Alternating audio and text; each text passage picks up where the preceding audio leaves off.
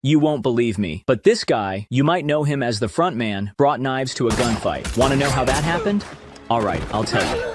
The story begins in 1879 in a small town called Rose Creek, which is under the brutal control of a robber baron and gold mining tycoon named Bartholomew Bogue. With an army of hired guns at his command, Bogue seeks to take full control of Rose Creek due to its rich gold mines. Beyond bribing Sheriff Harpe and forcing the townspeople to work for pitiful wages, Bogue and his men routinely abuse their power, leaving the residents to suffer in misery and poverty. Fed up with their suffering, the townspeople gather in a church to discuss their options. Should they surrender their land to Bogue, or should they fight back with everything they have? The only person in town who supports Bogue is a brothel owner, the only successful businessman in Rose Creek. He'll give you a fair share. Oh, yeah, right. Share, Gavin. You're the only one making money here. No, you and your whores. Now, Vinton, that ain't fair. You know that. You were there the other night. As the townspeople vote, Emma and her husband Matthew firmly choose to keep their land, making it clear that they will never hand it over to Bogue, no matter what. But before the discussion can continue, Bogue himself arrives at the church with his armed men, instantly silencing the room. Tis the Lord's house.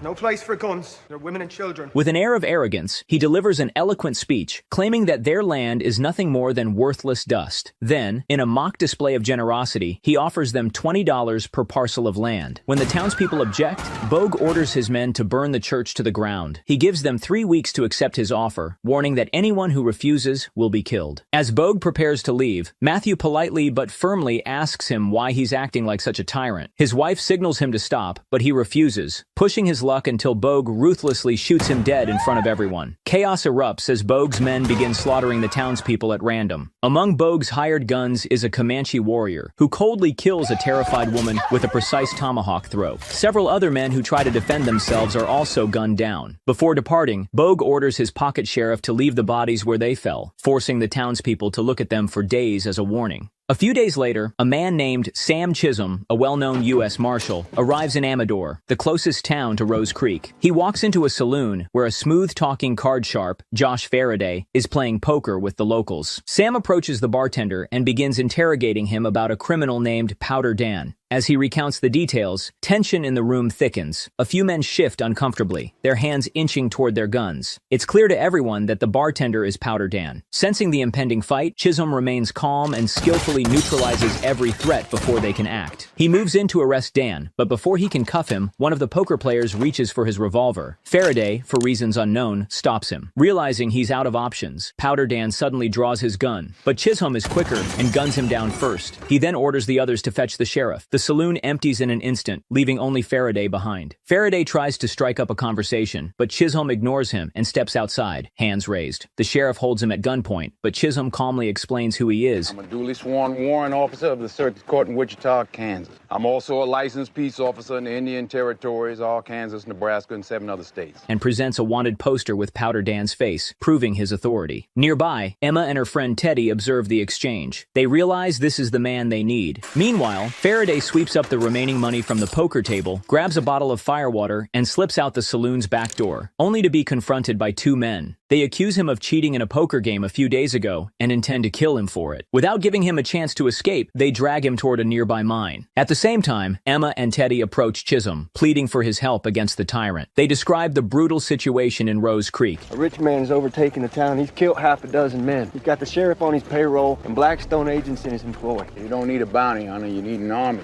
And we intend to hire one, sir. Desperate, Emma offers him everything the town has managed to scrape together. Been offered a lot for my work, but never everything. That man murdered my husband. At first, he refuses, but then she mentions Bogue's name. Chisholm's demeanor shifts. He takes a moment to consider, then agrees. And holy smoke, I just realized that's not Jennifer Lawrence. What the hell? Meanwhile, the 2 men attempt to force Faraday into the mine, but he resists. If you're gonna kill me, kill me. If you're gonna rob me, but I will not go in that mine. There's rats in there. Instead, he asks if he can show them a magic trick before they kill him. We ain't playing no game. You've got the drop on me. You'll get a hoot out of this. Come on, Earl, just pick one real quick. You know how I like magic. Faraday pulls a deck of cards from his pocket and begins his performance. But in the middle of the trick, he suddenly draws his gun, killing one of them and disabling the other. So unexpected. Faraday shoots off part of the man's ear and warns him never to cross his path again. I didn't want to kill him. He shouldn't have touched my guns. Afterward, Faraday heads to a man who had won his horse in a dice game. He demands it back, but the man isn't interested in negotiating. I would like to buy my horse back, though I am light of funds at the moment. As they prepare to draw on each other, Sam suddenly appears and offers to buy the horse for Faraday. Sam then makes Faraday another offer, a job. He invites him to join an impending battle against a powerful man with his own army. Is it difficult? Impossible. How many you got so far? 2. What, them? You and me? Without hesitation, Faraday agrees. Because, well, why not? As they ride, Faraday finally asks for some clarification about their target. Whose execution do we seek? Bartholomew Bogue? Bart Bogue, the robber baron? And honestly, that should have been the first question he asked before signing up for this suicide mission. You want out? Feel free to leave. Just leave my horse, since I paid for it. Just speaking out loud. Sam instructs Faraday and Teddy to travel to a small village and find a man named Goodnight Robicheaux, a former Confederate sharpshooter feared by his enemies. They are to meet back outside Junction City in 3 days. Meanwhile, Sam and Emma set off to recruit another of Sam's old allies. Faraday and Teddy arrive in the village and notice a crowd gathering. As they move closer, they see 2 men dueling by shooting cups. A judge declares the winner, a skilled Asian gunslinger named Billy Rocks. The losing man, unwilling to accept defeat, demands a rematch, this time a real duel. He doubles the bet, and Billy agrees. Double or nothing! Your funeral arcade. Billy drops his gun, preparing for the signal. The moment the starting shot fires, Billy eliminates his opponent with nothing but his hair stick. Goodnight Robicheaux, watching from the sidelines, collects the bets from the spectators. One man refuses, calling them cheaters. Made a habit paying off cheaters. Be keeping my money. Easy, Goodnight. He's drunk. Mr. Robicheaux, I'd known it was you. I was your man. I never would have made such a disrespectful comment. It's all right, son. You just pay me double. Faraday tells Goodnight Robicheaux Sam Chisholm sent us. they indulge in drinks together, and Goodnight opens up about his past. He explains that he was originally sent to serve a warrant on Billy for the Northern Pacific Railroad. Warrant for what? Killing a man with a hairpin? That is funny. But after witnessing Billy take on an entire room of men with nothing but his fists and winning, Goodnight decided to befriend him instead. Now, they make their living off Billy's incredible skills, winning money through bets. Goodnight makes it clear, if they want him on their team, they have to accept Billy as well. Meanwhile, Sam and Emma arrive at the home of one of Sam's old friends, only to find his dead body inside. As they search the house, they are suddenly caught off guard by a Mexican man who holds Sam at gunpoint. He quickly explains that he isn't the one who killed their friend. Sam, now recognizing the man, calls him by name. You Vasquez? He pulls out a warrant for Vasquez's arrest, but makes him an offer. Got a business proposition for you. After our business is concluded, what then? There'll still be a lot of men after your hide. And that should give me comfort. Should. I won't be one of them. And for whatever reason, instead of just shooting Sam and leaving, Vasquez agrees to the deal. The next day, the 2 groups gather at the appointed meeting place. Faraday, still drunk, Oh, good. We got a Mexican. immediately starts mocking Vasquez. As they ride together, the group members begin getting to know each other. Goodnight points out the surprising racial diversity of their team, which for the time period is almost unheard of. I'm Mexican, cabron. No such thing as a Texican. So I tell him that to my granddaddy. He died at the Alamo. New Orleans grays, long barracks, bayonets, mauled by a horde of teeming brown devils. My grandfather was one of those devils, you know. Maybe my grandfather killed your grandfather, huh? What a charming thought. Since we are bonding. They eventually arrive at the home of Jack Horne, another of Sam and Goodnight's old acquaintances. But instead of Jack, they find 2 goons waiting for them. The goons claim they've killed Jack Horne and proudly display his rifle as a trophy to prove it. You have no body? Well, you see Lynn here? Smashed a boulder over his head. Fell off a cliff. Snuck up on him, huh? Just as one of them finishes boasting, a tomahawk flies through the air and strikes him dead. Jack Horne himself steps onto the scene, his head covered in blood. Without hesitation, he brutally beats the second goon to death. These 2 ungodly creatures broke a rock on my head, robbed me of my possession. I trailed them for 2 days. Now I got a right by the Lord and by the law. Take back what belongs to me. Are we in agreement? The group offers him a place in their team, but instead of responding, Jack calmly turns and walks away, leaving his answer hanging in the air. I believe that bear was wearing people's clothes. The team moves toward Rose Creek but stops for the night along the way. As darkness falls, Faraday tries to barter with Teddy, offering him shooting lessons in exchange for a drink. Meanwhile, Goodnight quietly asks Sam whether he has told the team the real reason he accepted this job. At dawn, the crew is suddenly awakened by the smell of blood. Blood. It turns out that Horne has been tracking them all night. but they aren't his target. He's been following a Comanche hunter who now emerges from the wilderness with his freshly caught prey. Using his limited knowledge of the Comanche language, Sam strikes up a conversation. The hunter introduces himself as Red Harvest and explains that his tribe abandoned him. Recognizing his potential, Sam offers Red Harvest a place in the group. In response, Red Harvest shares the deer's liver with Sam, sealing their pact. The team presses forward, navigating through diverse landscapes until they finally reach the gates of Rose Creek. Upon arrival, Sam and Billy enter the town alone, walking straight into the heart of Bogue's occupied territory. Waiting for them in the town center are Bogue's men, including the imposing Sheriff Harpe and Bogue's right-hand man, Lieutenant McCann. Sheriff Harpe immediately declares that firearms are banned in Rose Creek and demands that Sam surrender his guns, promising to return them when he leaves. Sam remains calm and tells them he's ready to give up his gun, but his friends probably won't be. Right on cue, the rest of the team steps onto the scene. Bogue's men mock them. Quite a batch of strays. I'll say a prayer for you. You know, a little prayer. But Sam ignores their taunts and tells McCann to inform Bogue If he wants his town, come see me. McCann, unwilling to back down, gives a silent order to a sniper positioned on the roof. But before the sniper can fire, he suddenly collapses off the building. Red Harvest appears behind him, bow in hand, and swiftly takes out another of Bogue's men. For a long, tense moment, Bogue's remaining men do nothing but stare at Sam and his team. Then, after what feels like forever, the shooting finally begins. Sam's crew moves with precision and unyielding speed, unleashing a storm of bullets, knife slashes, and arrows that tear through the silence. One by one, their enemies fall, some before they even have a chance to react. In the chaos, Bogue's men scramble to flee or find cover, but none of them escape. Anyone who runs is gunned down. The Magnificent Seven dominates the fight, killing nearly all of Bogue's men. Billy expertly handles his knives, while Goodnight, frozen in shock, fails to fire a single shot. His PTSD has paralyzed him. As the prolonged firefight comes to an end, only McCann and Sheriff Harpe remain alive. McCann turns and flees, but Goodnight takes aim and holds him at gunpoint, only to freeze once again. Take the damn shot! Faraday urges him to shoot, but Goodnight lowers his rifle instead. To cover for his friend, Billy steps in and tells Faraday the rifle is jammed.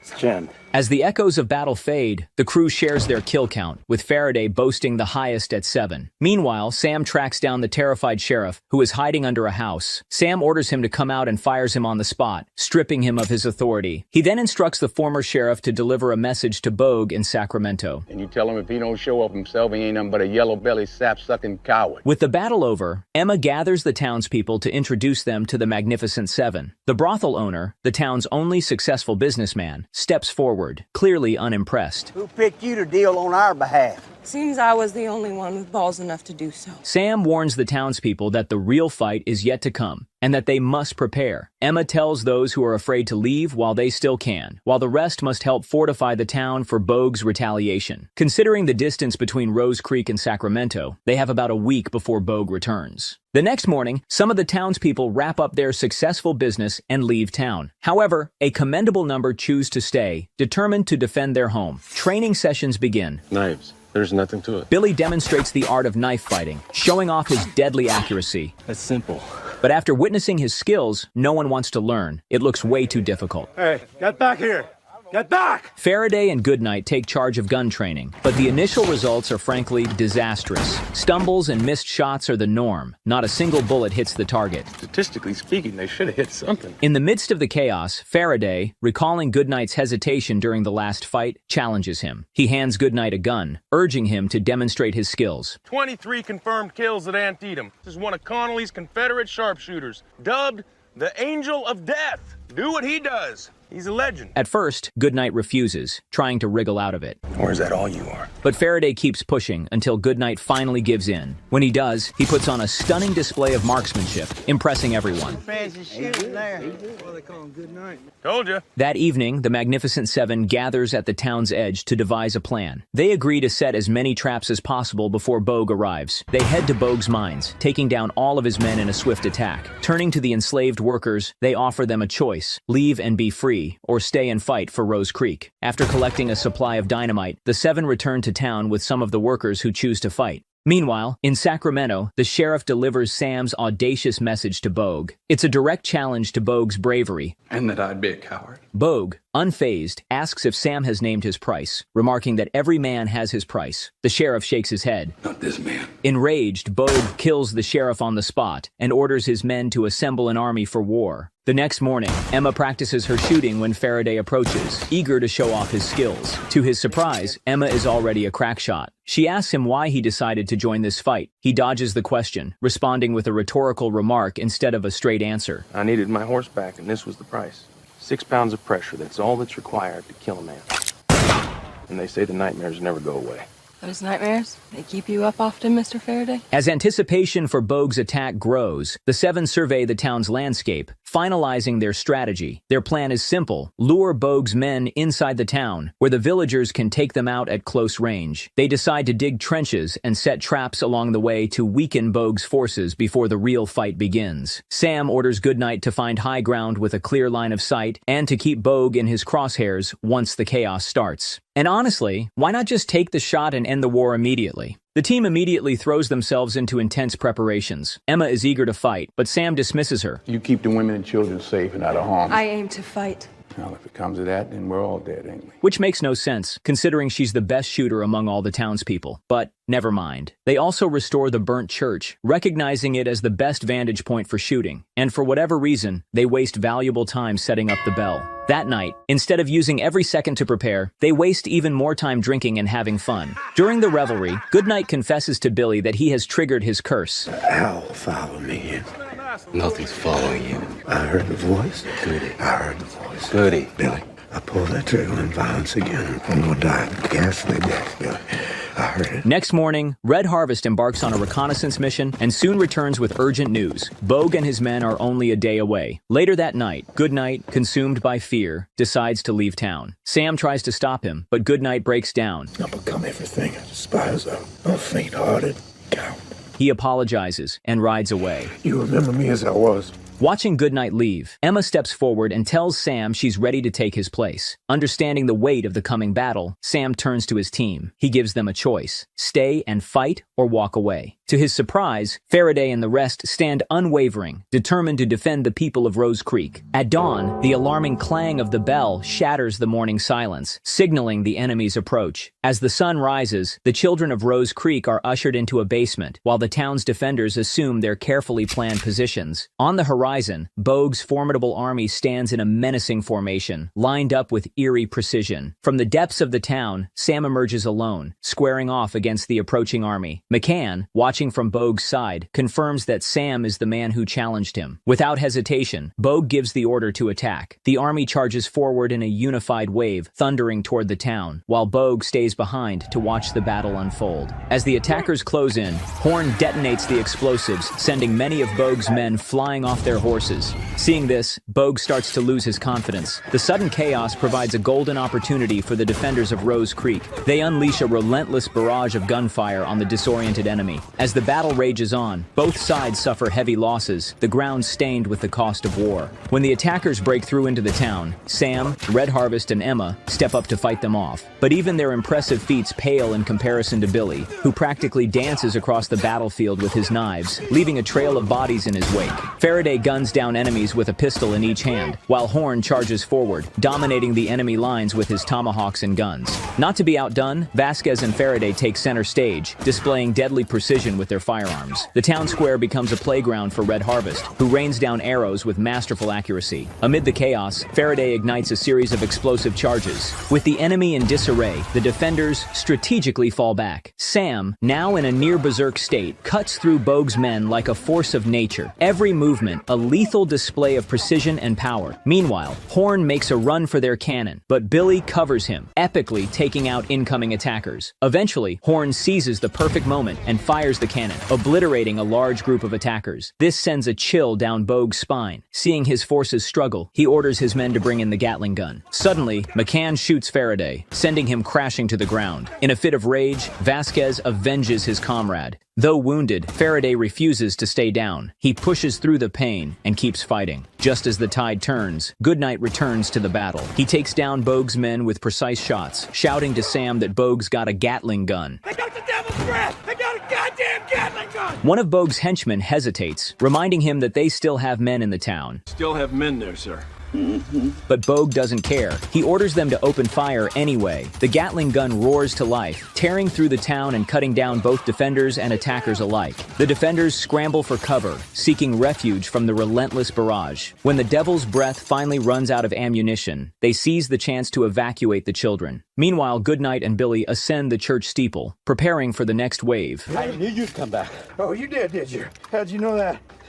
You forgot this. But a new threat emerges. Denali, Bogue's trusted Comanche warrior, fires. Despite Horne's resilience, a series of well-placed arrows finally bring down the legendary fighter. Under the dim glow of the saloon lights, Emma finds herself cornered by Denali. Her gun is empty, but before Denali can strike, Red Harvest makes his entrance. A brutal fight ensues, ending when Red Harvest delivers a lethal blow. Outside, amidst the smoke-filled chaos, Faraday, clutching a bleeding wound, links up with Sam. You know what? We're even for the horses. You don't owe me anything. Well, you owe me What's that? cover. Determined to turn the tide, he mounts a horse with Sam's help and charges toward the Gatling gun. Goodnight and Billy cover him, but the Gatling gun turns its sights on them, cutting them down. Both Goodnight and Billy meet their end. Even as bullets tear through his body, Faraday refuses to stop. He falls from his horse, landing right in front of the Gatling gun's position. With his last ounce of strength, he struggles to his feet, limps toward the enemy, only to be gunned down again. Impressed by his persistence, Bogue's men let him smoke one last cigar. One of them even helps him light it. Faraday plays dead, waiting. And when they let their guard down, he discreetly lights a stick of dynamite. I always been lucky with one-eyed jacks. The explosion that follows obliterates the enemy forces around him. When the dust settles, only Bogue and a couple of his henchmen remain. Determined to finish off the last defenders, they enter the town, only for Sam to swiftly take out the two gunmen, leaving him face to face with Bogue near the ruined church. With a shaken voice, Bogue tries to negotiate, desperate to understand what Sam has against him. Sam reminds him, 12 years ago, Bogue hired renegade Greys to pillage and steal land in Kansas. Bogue scoffs at the accusation. God didn't want them shared. He wouldn't have made them sheep. Mocks Sam's questions and suddenly goes for his gun, but Sam is faster. A precise shot disarms Bogue, wounding his hand. Sam orders him to pick up the gun, but the coward turns and runs toward the church. Another shot, this time to the leg. Bogue collapses and crawls inside the ruined church, praying frantically, insisting that killing inside a church is a sin. Sam is unmoved. He tells Bogue to pray for his mother, who was assaulted and killed by Bogue's men. Pray for his two sisters, who were murdered by them. Then, Sam pulls down his scarf, revealing the scar on his neck, the mark of a noose from when Bogue's men tried to hang him. Bogue finally remembers. I remember. You remember? Sam tightens his scarf around Bogue's throat, strangling him as the coward desperately claws for air. In a last-ditch effort, Bogue reaches for a hidden gun, only to be shot dead by Emma. With the town in ruins and countless lives lost, the surviving townspeople express their gratitude to Sam, Vasquez, and Red Harvest, hailing them as heroes as they depart. The movie closes with the graves of Faraday, Goodnight, Horne, and Billy. Emma's narration honors the memory of the Magnificent Seven. Okay, hold my beer for a second. I just realized something. Bogue originally promised to return in 3 weeks to collect signed contracts from the townspeople. So instead of just waiting for him to come back, completely unaware and ambushing him, they sent the sheriff to Bogue with a message like, "Come with your entire army, and we'll do our best to kill you," which got a bunch of people killed, put children in danger, and turned the whole town into a war zone. What was the point? Anyway, subscribe to the channel and check out other recaps by clicking these pictures. See ya!